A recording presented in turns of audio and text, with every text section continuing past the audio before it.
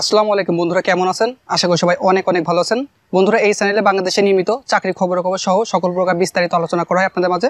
তো আপনি যদি বাংলাদেশের একজন চাকরি প্রার্থী হয়ে থাকেন, তাহলে এই ভিডিও নিচে সাবস্ক্রাইব লেখা একটি লাল বাটন আছে, ওইখানে চেপে সাবস্ক্রাইব করে পাশে বেল ঘন্টাটি ক্লিক করে দিবেন। কারণ নিয়মিত চাকরি খবর সহ সকল প্রকার চাকরির রিলেটেড বিস্তারিত আলোচনা করা হয় আপনাদের মাঝে। অনেক বড় ভাইয়া, অনেক আপু আমাদের কাছে প্রশ্ন করেন যে প্রাইমারির এক্সাম কবে হবে, তো সেই সম্পর্কে আজকে ভিডিওটি তৈরি করা।